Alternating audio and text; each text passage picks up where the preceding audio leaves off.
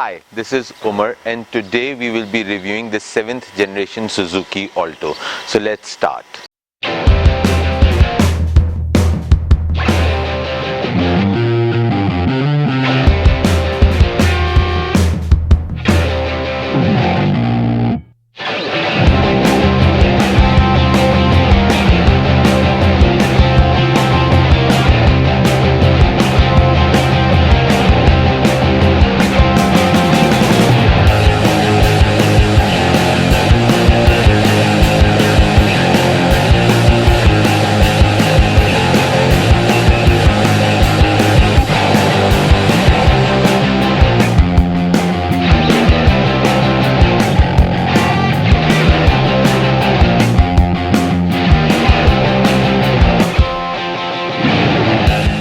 This particular generation of Alto was introduced in 2009 and it stayed in production till 2014.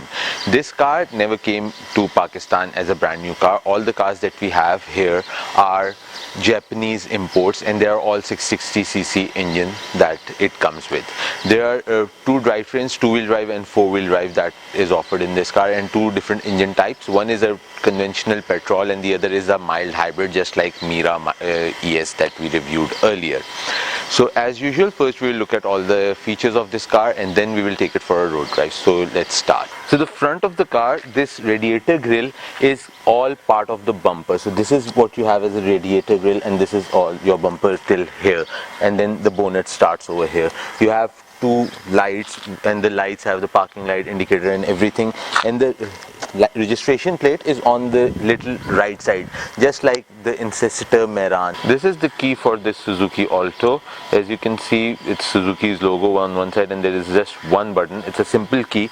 This button locks and unlocks the cars. This is the latch to open the fuel tank. So when you enter the cabin of this car, on the door it's plastic trim. The dashboard itself, it's all plastic.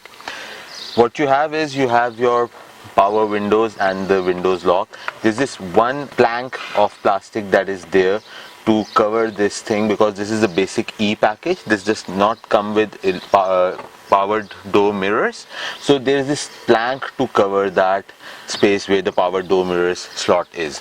You open this and you have one cup holder. Over here you have your headlights adjuster. There are no powered mirrors or retractable mirrors. You have a steering wheel with a little nice cushioning on the outer side. You have a airbag and then you have the other airbag over here. This is your concealed music system. This is a standard music system that comes with the car. There is a manual climate control. The climate control of this car is manual. You have your hazards button. You have a little bit storage space over here, which is an open storage space, and then you have a glove compartment which opens like this. Over here you have a storage compartment over here. Then you have two cup holders and you have your automatic transmission.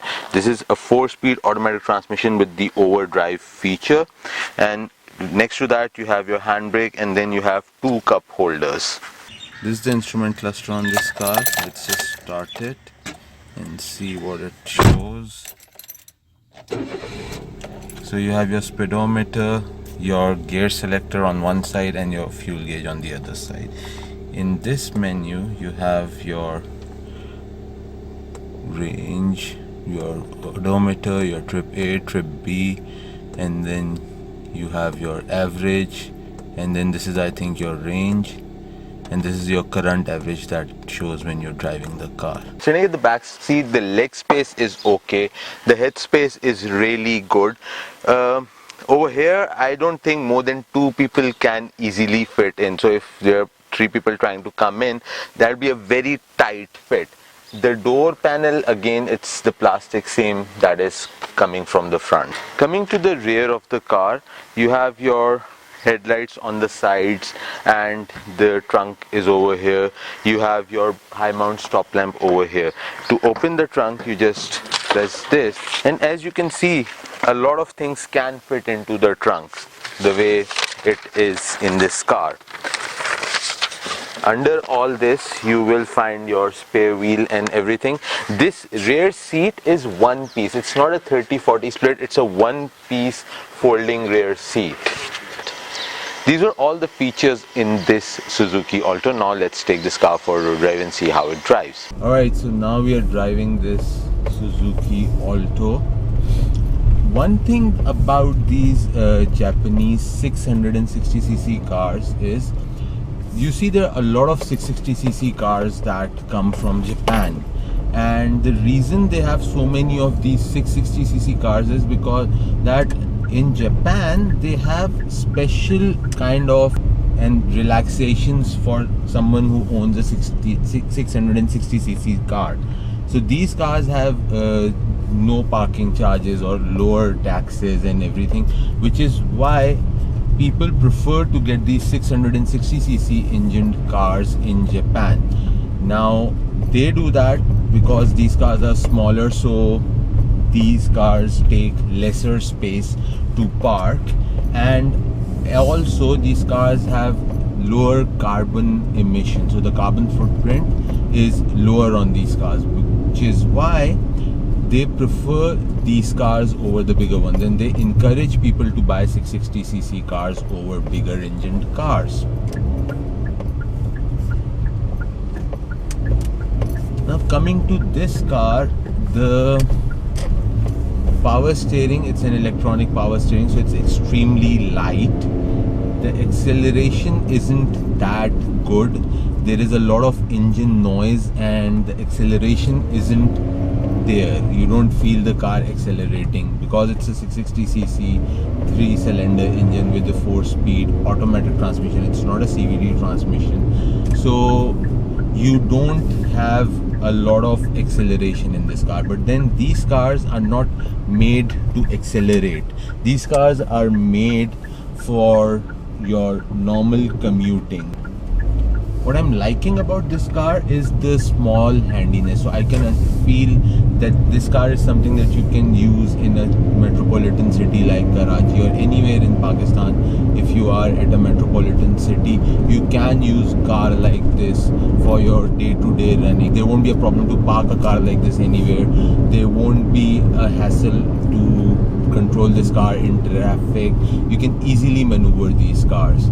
The visibility is interesting. The A-pillars are really long, so yes, the front visibility isn't that good, but at the back the rear window is of a decent size. The rear pillars are good, the mirrors, all of it, so the visibility is not that bad. Now coming to the price and the variants, this is a middle one, which is I think called E package. That's the package that this car is. There is a one that is below this one that comes without power windows and stuff like that. That's like a really stripped down basic variant, and then there is a Jeep variant that comes with alloy rims, and then it has push start, it has automatic climate control. So yeah, that's the top most variant. These are the three common variants. Then there are little bit details and here and there stuff plus minus in different cars, and they become different variants. Also this car comes with eco idle mild hybrid feature, so that is a different engine type that comes in this same body type. You get that option as well. That one is a little more expensive because that gives you a better fuel economy. This has a regular eco mode facility where you can when you're driving with a lighter foot, the eco light turns on. This car gives an average of approximately 14 per kilometer. The eco idle one goes up to 22 or 20. That's what people claim that that car gives. Apart from that, about the price, if you are going for a registered one, you won't be able to find one below ₹1,000,000. If you want to get a registered car, these cars would cost you above ₹1,000,000 for a decent, well-maintained car. However, if you want to go for an unregistered one, that would be over ₹1.2 million. That was all about our review of this Suzuki Alto. If you'd like to subscribe to the channel, you can click here. If you'd like to watch more videos, you can click here and over here. Please let us know in the comment section what you think about this video. Till next time, bye.